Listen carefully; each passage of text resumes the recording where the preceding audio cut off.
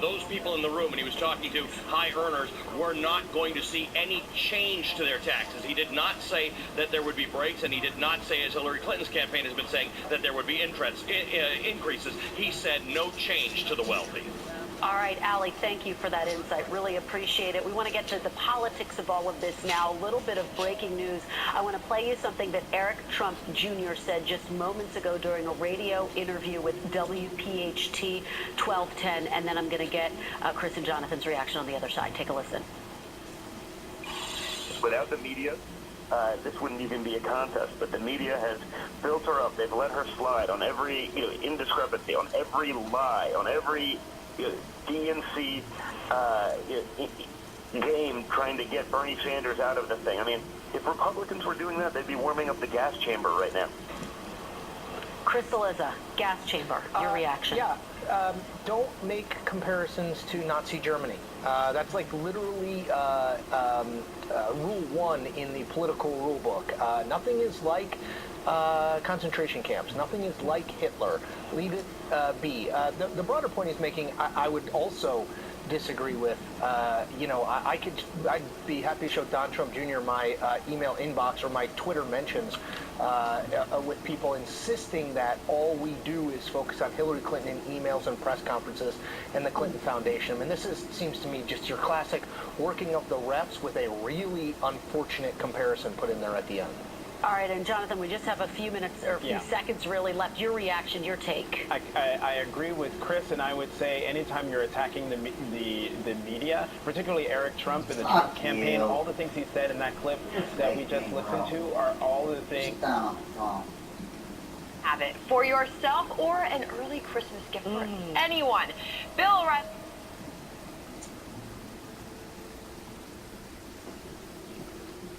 So really, when we get to the debate, is I think when Secretary Clinton is going to have to show that she is offering something superior to Donald Trump, because Donald Trump is right that people want change.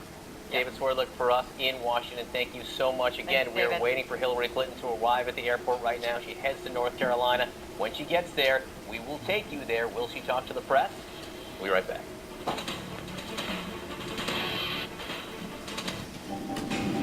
Do you have a life insurance policy you no longer need or can't afford? Now you can sell your policy for an immediate payment.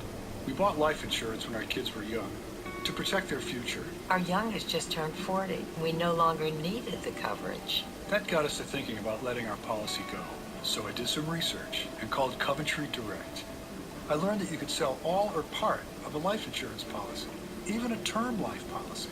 Turns out, people have been selling policies like ours for the past 15 years. Who knew? We sold our policy. Now we have money to help with the medical bills. And to add to our retirement. If you have $100,000 or more of life insurance, you may be a candidate to sell your policy. Call 1-800-382-9600 or visit CoventryDirect.com for a free information pack. 1-800-382-9600. Coventry Direct. Redefining insurance. I didn't realize how bad my smile was with fillings and root canals. I had to do something. I looked at partial bridges, I looked at dentures. Out of all the options, Clear Choice was the only choice for me. At Clear Choice, we bring hope to millions who suffer from missing or failing teeth with dental implants that look, feel, and function like strong, natural teeth. All the specialists with all the technology they need are in one spot. It makes delivering this 21st century world-class dentistry very easy to do. You can do it in one day. I can laugh, people crack a joke, and I smile. It was a life-changing thing. Call today to schedule your free comprehensive consultation, an iCat 3D imaging scan. We'll even talk financing options while you're here. They not only helped to rebuild my smile, but helped me to rebuild my self-confidence. They really set me free. I mean, look at this smile. At Clear Choice, you're about to discover what you've been missing all these years. Call Clear Choice today. Donald Trump is temperamentally unfit to be president lacks the judgment to lead our nation.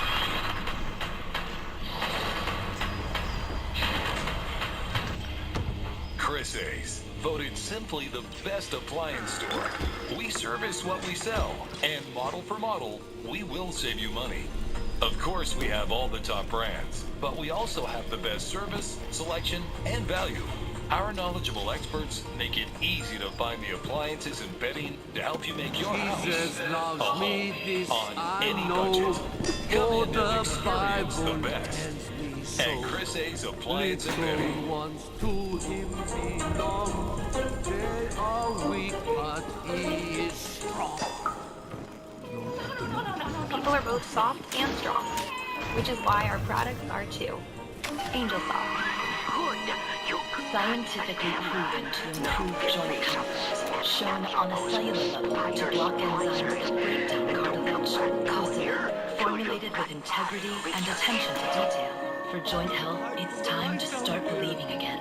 We were wrong. I'm Don Lemon. This is CNN. This is CNN Breaking News. Hello, I'm Wolf Blitzer. It's 1 p.m. here in Washington, 6 p.m. in London, 8 p.m. in Aleppo, Syria, wherever you're watching from around the world. Thanks very much for joining us. We begin with breaking news. Donald Trump outlines his plan to try to boost the U.S. economy as Hillary Clinton returns to the campaign trail. In a speech before the Economic Club of New York this morning, Trump made some bold promises about growing the economy over the next 10 years. But critics say his goal of 3.5% growth doesn't add up. Meantime, Hillary Clinton campaigns today for the first time since she was sidelined by pneumonia. Her first stop will be in Greensboro, North Carolina, where she'll give a speech focusing in on children and families. Clinton released a letter from her doctor saying she is recovering well from her bout of pneumonia. The doctor said that Clinton remains, quote, healthy and fit to serve as president.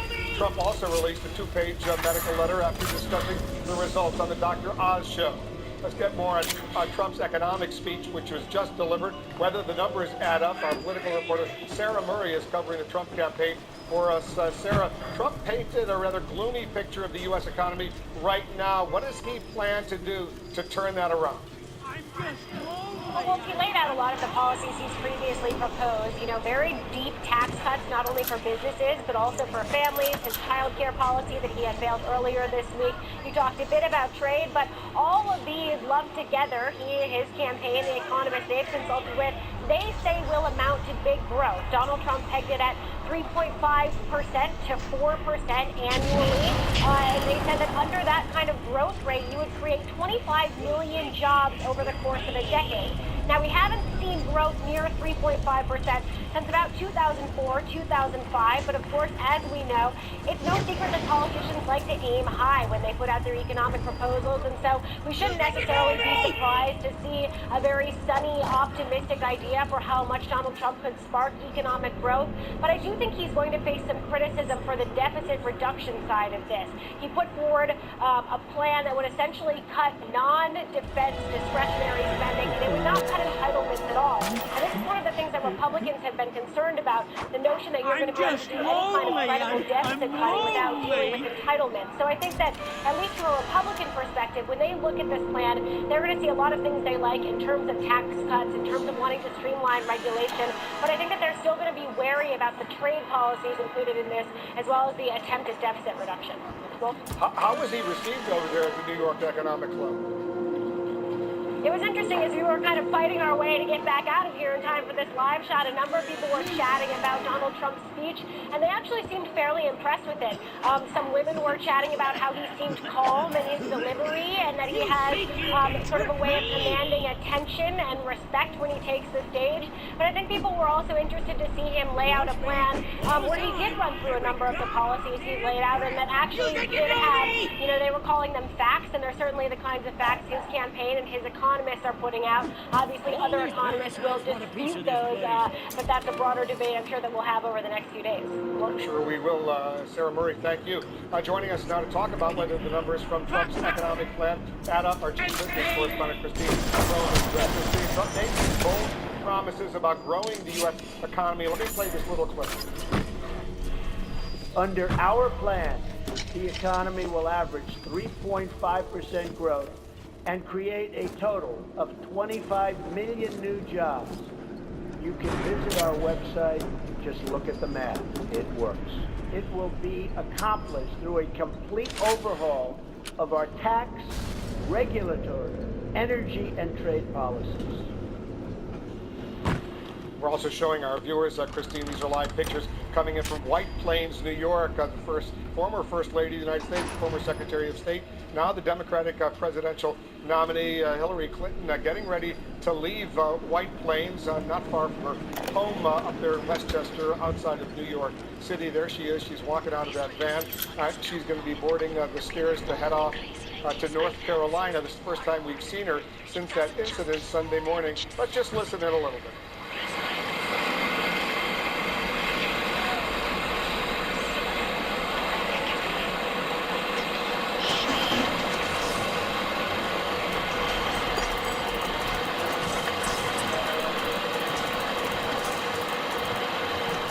Smiling, she's waving, she's going inside her plane to fly to North Carolina. First time she's been on the campaign trail since she was had that incident Sunday morning right at that 9/11 memorial ceremony in New York City. She was diagnosed with pneumonia, as we all know, on Friday. Her doctor told her rest. She didn't rest over the weekend. She had that incident. She nearly collapsed Sunday morning, but she has been resting since then. Now, no more rest. She's on the campaign trail. She'll be in North Carolina this afternoon delivering a speech, and then later tonight here in Washington for another speech. Christine, we were talking about Donald Trump's economic plan. We'll have more on Hillary Clinton's situation. That's coming up in a little bit. But let's talk about the numbers. We just heard him make that bold claim. Do the numbers, based on everything you're hearing from economic experts, add up? Look, he is talking about robust growth. I mean, he's shooting for the moon here on his growth forecast, and I want to show you some context here. We haven't had 4% growth consistently since Bill Clinton was the president of the United States. You haven't had it, as Sarah said, since 2004. He said 3.5% growth on average for a decade. That is a very, very bullish, as they say, forecast here. And how he would do it, he would have to have every one of his policies in place. Draw in your mind there, everybody, an imaginary big green line at that 4% mark, and you can see what it has looked like in the past decades here. One thing he did say that is absolutely true, a fact check that's true, is that this is the weakest job recovery since the Great Depression. And that is true in part because it was almost another Great Depression. When you look at average job growth over the past years, you've got 9 or 10 million jobs created under the Obama administration. If you look at the very worst part of the recession, 14 million jobs have been created. So lately, job growth has been doing better. But the credit and the blame probably doesn't lie with the president and those economic policies. It's probably more the Fed, what the Fed has been doing to bring the economy back to life there. So that claim of 25 million jobs over a decade, again, another very, very optimistic claim, Wolf. Here's what he said, Christine, Donald Trump, about the economic recovery. Watch this. Right now, under the Obama-Clinton policies, the economy grew only 1.1% last quarter, a number that was shocking to people that do this professionally and for life.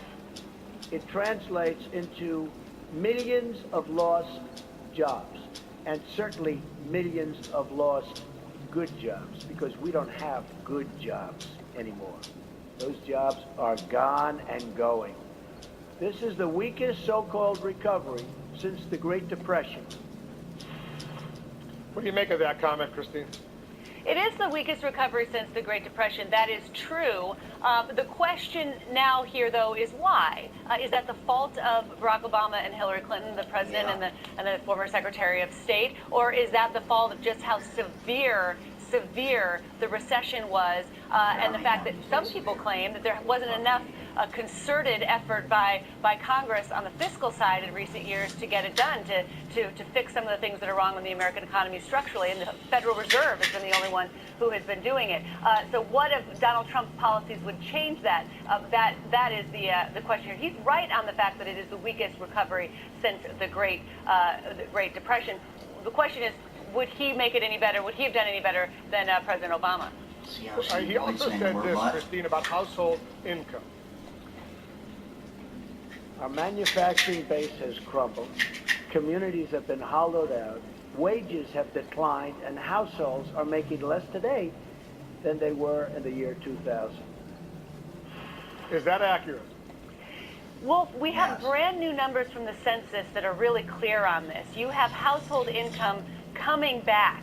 For several years, the stump speech that Americans lost $4,000 in income since President Obama was in office. That was true until the year 2015. These wages are coming back here. 56,516 was the median household income last year. Brand new numbers, and that is pretty much equal to where we were, in 1999. That was a record 57,000. Hell you doing? Just below Don't be record laying on high a wood floor median up there. household income. Jesus, you're gonna hurt your legs. Encouraging. It's gonna hurt your legs laying on the porch, Also Lou. today, Hillary Clinton getting back onto the campaign trail after following doctor's orders to take it easy at least for a few days. We just saw her board that flight Should've laid out there like to that, North huh? Carolina. She'll be delivering a speech later this afternoon. Mark Preston, our politics executive editor, is with us. Talk a little bit about the momentum that's going on right now. Because if you look at all the polls right now, Mark, if you take a look at the polls in the key battleground states, it looks like Trump has the momentum. Hillary Clinton doesn't. No question about that. Trending lines right now, as you say, as Hillary Clinton is returning to the campaign trail, as we've seen Donald Trump really trying to, benefit from that, from her absence. Of course, she just acknowledged that she contracted pneumonia. Now, Clinton is going to head to Greensboro, North Carolina. As you noted, she'll talk about women and families, children and families. She'll also, this evening, head to Washington, D.C., where she's going to join President Barack Obama at the Congressional Hispanic Caucus Institute Awards dinner. Now, Clinton's return comes one day after she released that doctor's note outlining that she is fit to serve as president. And as national and state polls show, that this race is tightening over the past few weeks for the White House. The Clinton campaign is flooding one of these very important battleground states, that being Ohio, with key surrogates trying to convince younger voters to support the former Secretary of State. Today, we're going to see Chelsea Clinton appear at 2 stops in Ohio. And then this weekend, Bernie Sanders will be in Ohio for several stops, as will Elizabeth Warren. So what we're seeing, Wolf, is an all-on press from the Clinton campaign as they are trying to deal with these plunging poll numbers, specifically in the key state of Ohio. Wolf, we're showing our viewers, Mark, the live pictures from aboard the Hillary Clinton aircraft that's going to take her from White Plains, New York, outside of New York City, over to North Carolina for her speech she's going to be delivering in a few hours there. We've got cameras on board this flight. Let's see if she walks back in the course of this speech with reporters before takeoff. Of course, we'll have coverage of that. But these are live pictures coming in from aboard the plane. Mark, as you know, in recent days before she was diagnosed with pneumonia, she allowed reporters to sit on her plane to accompany her on her flights.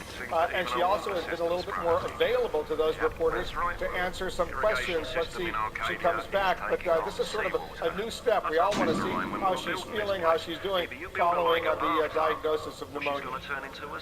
No doubt. Well, certainly in the past week or so, we've seen Hillary Clinton and her campaign be more open, holding a couple of press availabilities inside the plane, as we're seeing that picture right now.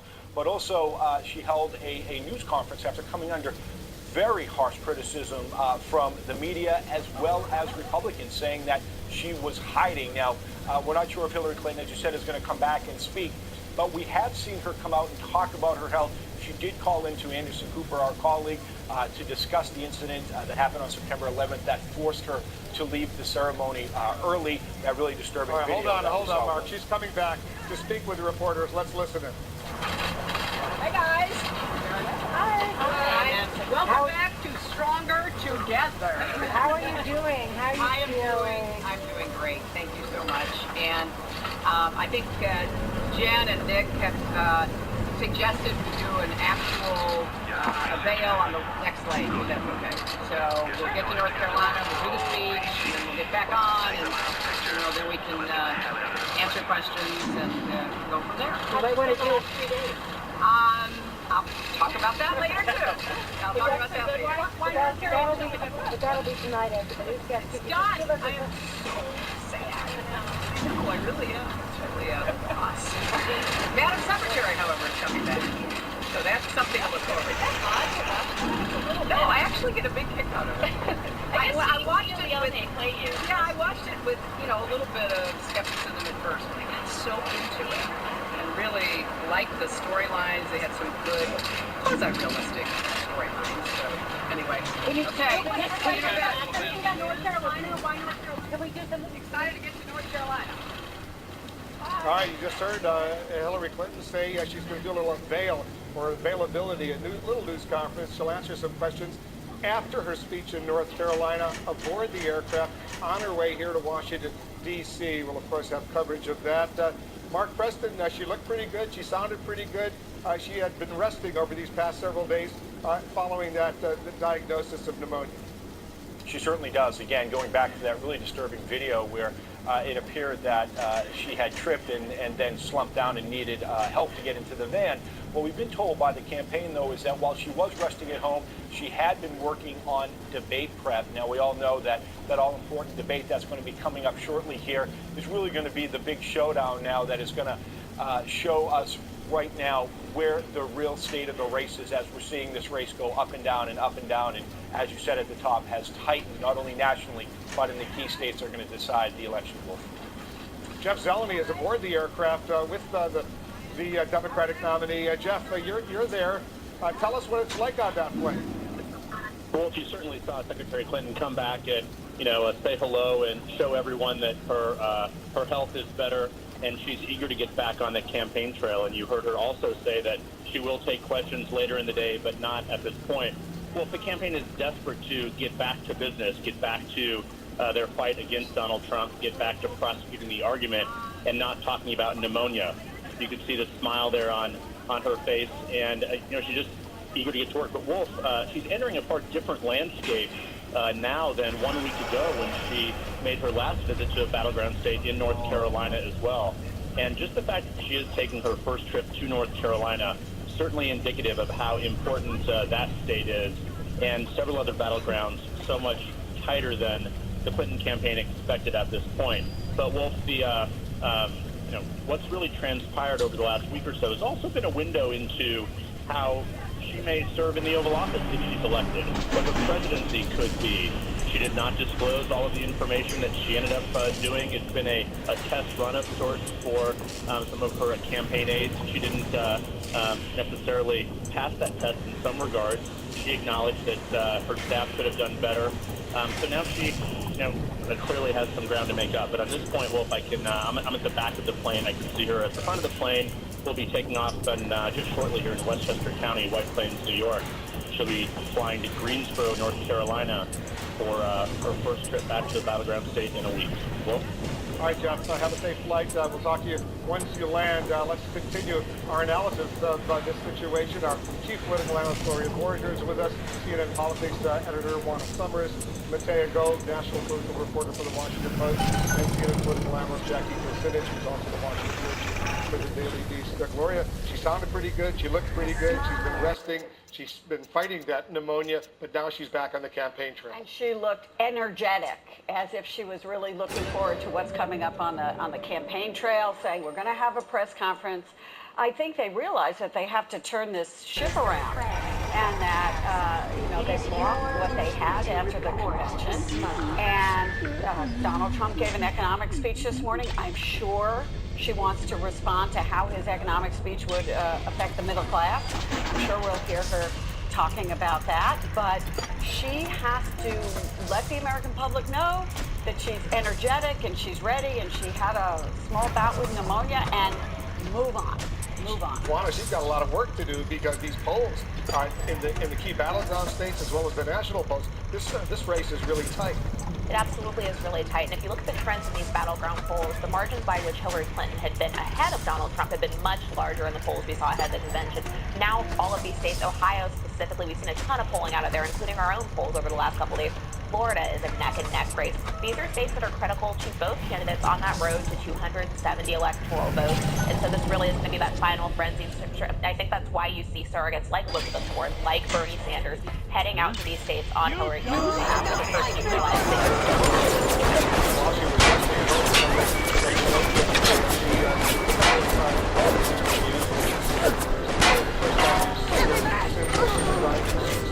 Sunday morning when she had that fall, if you will, when she was going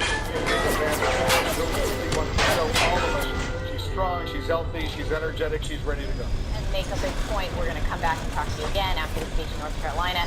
I think one thing that this episode really drove home for the Clinton campaign is that their Achilles heel is secrecy, and this perception that they are not transparent.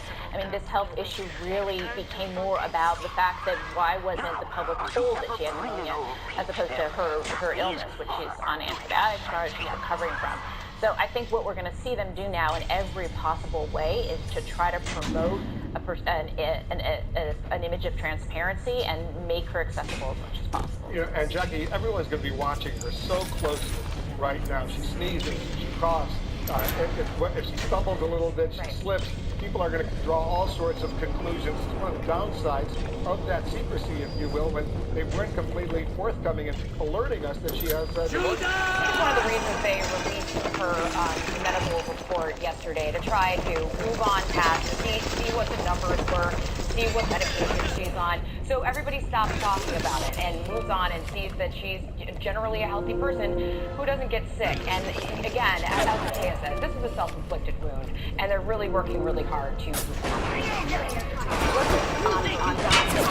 say, okay, I'm transparent, I've released my tax returns, and we're going to hear more of that too. And she's, you know, by comparison, she's going to say, yeah, you're opaque, and I'm completely transparent. That went down. Right.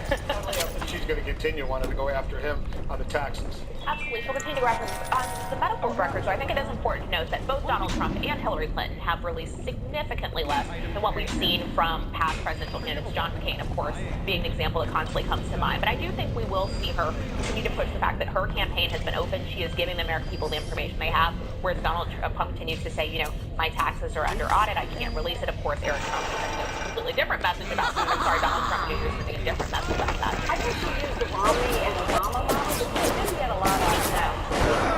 Not McCain, who released the most, but he was 71 and a cancer survivor, and people were raising an awful lot of questions. They weren't raising a lot of questions about the health of Mitt Romney and Barack Obama. Well, Donald Trump's 70, and Hillary Clinton's 68. Yeah. Next month she'll be 69 years old, roughly the same age that John McCain was, and roughly the same age that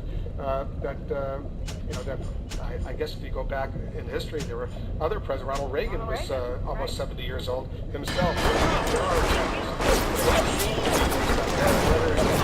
so far, pretty good shape, but we'll go forward and see where what else we learn.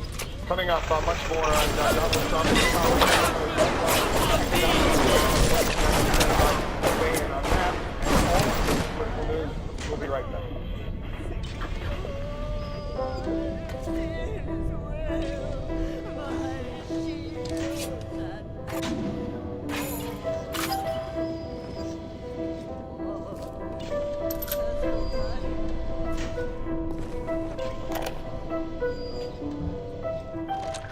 The death penalty and rapture. Turn the system into one you'll never forget. Expedia Plus rewards. Earn points on over 1 million hotels, flights, must be taken again. If you have moderate to severe rheumatoid arthritis exposes and you're rapture to the talking very to a doctor parasites we about your fled from. medication, this is Humira. This is Humira helping to relieve my pain and protect my joints from further damage. This is Humira helping me go further. Humira works for many adults. It targets and helps to block a specific source of inflammation that contributes to RA symptoms. Humira has been clinically studied for over 18 years. Humira can lower your ability to fight infections, including tuberculosis. Serious, sometimes fatal infections and cancers, including lymphoma, have happened, as have blood, liver, and nervous system problems, serious allergic reactions, and new or worsening heart failure. Before treatment, get tested for TB. Tell your doctor if you've been to areas where certain fungal infections are common, and if you've had TB. Hepatitis B, are prone to infections, or have flu-like symptoms or sores. Don't start Humira if you have an infection. Ready for a new chapter? Talk to your rheumatologist. This is Humira at work. I'm Hillary Clinton, and I approve this message. I know more about ISIS than the generals do. John McCain, a war hero. He's not a war hero. War hero. He's a war hero because he was captured. I like people that weren't captured, okay? Donald Trump compared his sacrifices to the sacrifices of two parents who lost their son in war. How would you answer that, Father? What sacrifice have you made for your country? I think I've made a lot of sacrifices. Built great structures. I've had tremendous success. I think those are sacrifices? If you are over the age of 50 and considering buying an annuity in the next 60 days, I have some important news for you. Don't buy an annuity until you understand the pros and cons of annuities. A free book to help you maximize your retirement income from PBS host and three-time author Josh Melberg has been released. This book reveals little-known truths about annuity strategies in simple-to-understand terms. Grab a pen right now because we're about to offer you this free book that unlocks the 5 little-known secrets we believe baby boomers and seniors should know before buying an annuity. Call 800-607-5964 now and you'll receive a free copy of Josh Melberg's book, Next Gen Annuity Strategies Revealed. As a bonus, we'll also send you the #1 mistakes retirees are making with their investments today and a free DVD on how you can get up to 33% more income in retirement. Call 800-607-5964 to have your free information kit rushed to your door. Again, that's 800-607-5964. Getting payments from an annuity can be frustrating. You've got things to do now, things to buy now, bills to pay now. But the money, your annuity money, just trickles in a little at a time. But what if you could get more of your money now? Well, you can. Just call or visit Annuity Action Network to find out how. Considering a reverse mortgage or a loan to get the cash you need? Why pay to use other people's money when you have all your own annuity money just waiting for you? We tricked you, With monster. Annuity Action Network, accessing your annuity money is quick, easy, and hassle-free. They can have cash in your hands in as little as 48 hours. And you can even keep getting annuity payments if you want. Call Annuity Action Network now for a free consultation and get your money now so you can enjoy it now. Call 1-800-607-0121. Visit our website. That's 1-800-607-0121. Closed captioning brought to you by Inventor. Call 1-800-288-4332. What do I do with my ideas? I tell them, all my friends that are here. Call for free. I outlined an economic plan just a little while ago that online here on CNN. The panel is still with us, but I'm also joined by Mark Goldwine with the Committee for Responsible Budget. Mark, thanks very much for joining us. Thanks for having me, Wolf. All right, so he made many bold statements in his economic speech before the New York Economic Club. What was your initial reaction when you went through the numbers and his plan? Well, this is certainly improvement from Donald Trump's previous tax plan. His last plan cost $9 trillion. This one only cost about $4 trillion. But there's still a lot of pie in the sky here. Still a lot of promises of economic growth that we can't possibly get. And still a reliance on just 1/3 of the budget to come up with all of the budget savings. Why is it unrealistic to have 3.5% growth? That's what we had during parts of the Clinton administration. When he says at least 3.5% over the next 10 years, why is that unrealistic? Yeah, we did have 3.5% sustained growth in the 90s during our tech boom, but we also had great demographics then. That's when the baby boomers were at their prime working years. Now the baby boomers are retired, and that itself is a point off of growth. Add the fact that we're not in a tech boom, that's another half a point. That brings us down to what we think growth will be, which is 2%. 2% is better than 1% or 1.5%. When he says he can create all these jobs, if he reduces taxes, that will unleash industry, for example, does he have a point? It's a kernel of a point. Certainly tax reform can help promote growth. Certainly regulatory reform can help promote growth. But we're talking about decimal points, not percentage points. And when he says the U.S. has got to be much tougher with Mexico on trade, much tougher with China on trade, got to throw away NAFTA, for example, unless it's totally revised, forget about TPP, the whole trade issue, your reaction to that? Well, this could go either way. If you ask most economists, repealing NAFTA and canceling TPP or not going forward would actually slow economic growth a little bit. Why would it do that? Tell us why. Why would that slow economic growth? Well, the basic idea here is that trade makes both countries better. Otherwise, they wouldn't do it. So when we throw up tariffs that inhibit trade, that's going to slow growth a little bit. Again, it might be good for the distribution of income, but not good necessarily for overall economic growth. And what would it do for consumers who want to buy a lot of products, obviously, but possible? Well, typically prices would go up. Of course, not all prices, but part of the advantage of trade with Mexico and with China and with Japan is that we get lower prices at Walmart and actually on many of our goods. if it's made in China, for example, or Mexico, it would be cheaper than if it were made in the United States. So it hurts the workers who are working at those plants if those jobs are exported, if you will. On the other hand, it helps consumers because they can get the products cheaper. Is that what you're saying? That's exactly right. It's not that trade is all good. There are winners and there are losers. But on net, most economists think that trade increases the size of the economy and lowers prices in that economy. All right, Mark Goldwein, thanks very much. He's Vice President and Senior Policy Director for the Committee for Responsible Federal Budget. Gloria and our panel are still with us as well. So you get an assessment from an expert like that on Trump's numbers, basically suggesting they're not realistic. Right. First of all, I have to say I've never met a pessimistic presidential candidate who gives an economic plan and says, this isn't going to provide X% growth. This isn't going to be more money in your pocketbook. This isn't, that's fine.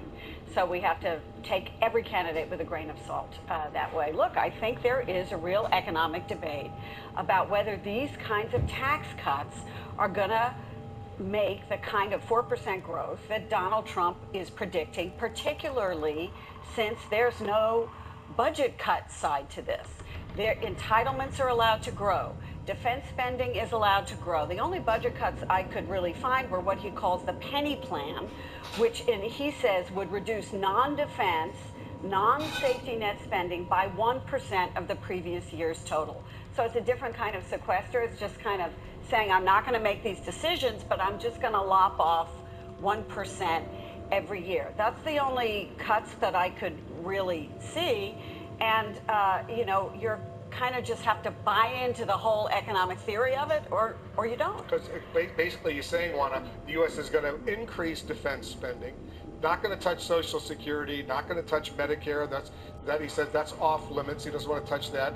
But he says you can find the money through waste, fraud, and abuse, because there's a lot of money that the federal government wastes. And he says you can come up with billions of dollars to pay for these new initiatives he's looking for. Sure, and I mean, I'm not an economic expert, but I think if you spoke to some about this, and we've seen this after the speech, is that they're saying that, sure, that may be out there, but to pay for the things that Donald Trump is proposing, the numbers just may not add up. The thing that's interesting to me is that politically, this is a good place for Donald Trump to be in, right? Polls show that voters trust him more to deal with the economy than Hillary Clinton, for the most part, although polls also show that he more understands the needs of the middle class. So giving speeches like this, purely on a strategic point, whether or not you agree or disagree with the substance of the speech and his plan, is a good spot for him to be in if he wants to continue to gain more voters, to win more over who may be undecided in some of these key swing states, rather than some of the other, say, distracting issues that he's been known to talk about on the campaign trail that are a bit more divisive for voters.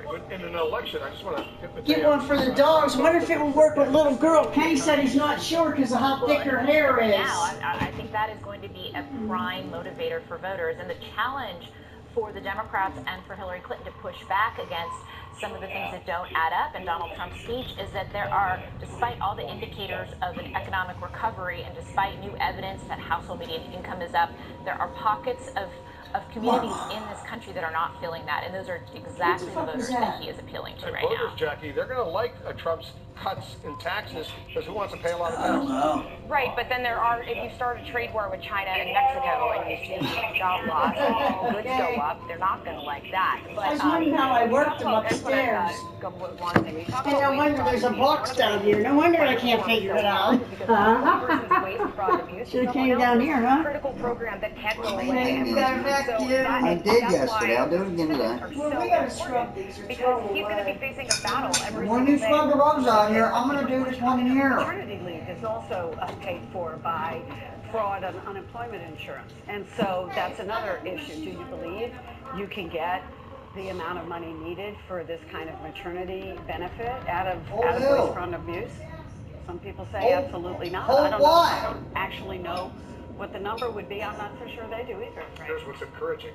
Where's your basket? Five of us were talking about an issue, the economy, jobs, Right. taxes, stuff like that should be at the forefront of this presidential What happened on debate. Dr. Oz? We have to go there. We'll get there. All right. Thanks very much to all of you. Donald Trump and Hillary Clinton, by the way, they will share the same stage in just 11 days from now at the first presidential debate. Look for CNN's live all-day coverage Monday, September 26th. Another story we're following, you're about to see the Syrian city of Aleppo the way it hasn't been seen in years. Relatively quiet, no explosions or gunfire, no deaths in the street. It's the third day of a ceasefire that appears, at least for now, to be holding. We have a CNN crew inside what's left of Aleppo. This is a CNN exclusive. We're going there live. We'll talk with our man in Aleppo right now, Fred Fleichten, right after this. I'm Andy, and I lost 30 pounds on Nutrisystem. Listen up, guys. Want to shed a few pounds? Got a beer belly going on? Can't fit into your pants? I got one word for you. Nutrisystem. I'm Essex, and I lost 43 pounds on Nutrisystem. I'm Trevor, and I lost 60 pounds on Nutrisystem. Lose weight fast with Nutrisystem's all-new Turbo 10. You can lose weight, too. Real guys, real results. I'm Michael, and I lost 50 pounds on Nutrisystem. Put down the pie, pick up the phone, and get with the program today. Lose up to 10 pounds in your first month and 5 inches overall. You'll love it. Money back guarantee. The food was delicious. If you're like me and you like to eat, this is what you get to do. This is perfect for me, especially guys who don't want to cook. So get off the couch and order your 28-day Nutrisystem plan right now. Get 1 week of all-new Turbo Shakes free and 1 week of NutriCrush Shakes free. It's not that hard. You eat the food, you lose the weight. Call 877-523-SIZE and get the all-new Turbo 10 with 14 shakes free. I'm only in my 60s. I've got a nice long life ahead, big plans. So when I found out Medicare doesn't pay all my medical expenses, I looked at my options. Then I got a Medicare supplement insurance plan.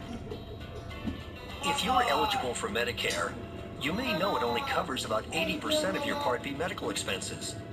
The rest is up to you. Call now and find out about an AARP Medicare supplement insurance plan insured by United Healthcare Insurance Company. Like all standardized Medicare supplement insurance plans, it helps pick up some of what Medicare doesn't pay and could save you in out-of-pocket medical costs. To me, relationships matter. I've been with my doctor for 12 years. Now I know I'll be able to stick with him.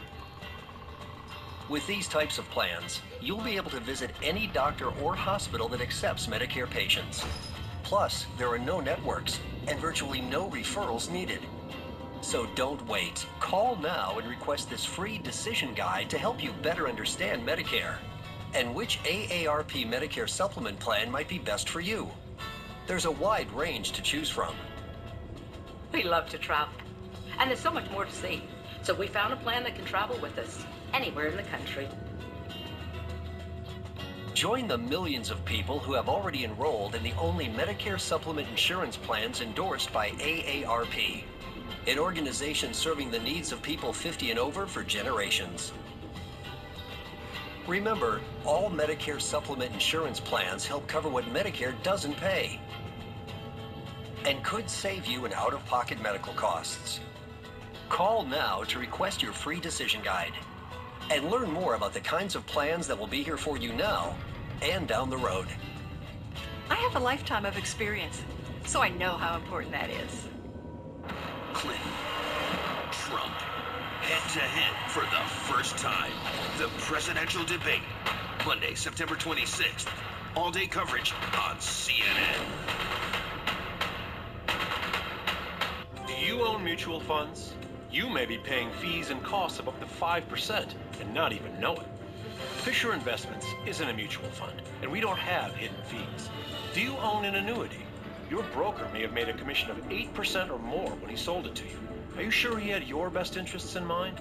At Fisher Investments, we're not brokers, and we don't earn commissions on trades or by selling you products. With our model, as your portfolio grows, we grow. Call now to learn why company founder and Forbes columnist Ken Fisher hates annuities and thinks you should too. We'll send you our free report, Annuity Insights. Find out the disadvantages of many annuities, how they can complicate your tax situation and may tie up your wealth, and what to do if you want out. Read our free report, Annuity Insights. It can help save you from financial heartache. Call Fisher Investments today. Call now, 1-800-600-6406. 1-800-600-6406. This is Life with Lisa Lang. New season starts September 25th at 10 on CNN. I think she's hiding under her bed. I don't know why she keeps doing The that. ceasefire in Syria has been extended for another 48 hours, but the diplomatic war of words rages on. Take a look at this. These are pictures from a Russian drone over rebel-held Aleppo that's watching over the city. The U.S. and Moscow are accusing one another of ceasefire violations. Meanwhile, the pause in the fighting does allow us to see what Syrians are dealing with. Destruction is simply everywhere. So many are desperately in need of help, but diplomatic red tape is holding up UN aid trucks at Turkey's border with Syria.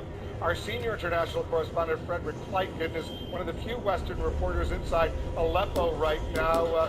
Fred, you're in the government-controlled area of the with Syrian minders watching you. What are you seeing where you are? What are they telling you? Yeah, Wolf, we've been able to get to a lot of the areas here in western Aleppo that have absolutely been destroyed. We were in one frontline area, or what used to be a frontline area, called Shihan, which had a lot of houses that were absolutely flattened, but still actually had people living in those houses, obviously trying to make do. And, the folks that we were speaking to say they're not sure whether or not the ceasefire is going to last. They've had ceasefires here in the city in the past, and they've she's been doing better. She got in that car today? Yeah. Real good. I was like, good. See, losing a couple pounds. She did lose a couple pounds. You ain't noticed because we're on overtime. Yeah. She lost a couple. Like 4 pounds she lost. She needs to lose 5 fucking more though still. They're not sure whether or not it is something that's going to be longer term. On the other hand, and I've been here a few times, Wolf, I have to say that the destruction... I will. Tomorrow come barking at the door. That we've been here. Even the road into Aleppo was a lot more... Yeah, kicks it. No, she's outside. Yes. Leading up to that ceasefire, and that certainly has left its mark on the city that's already been so battered. Right on the front line almost these entire 5 years of the Civil War, Wolf. Greg, what do you know about Russia accusing the U.S. of not abiding by the ceasefire? Yeah, it's something that we've heard from the Russians. They put out several statements.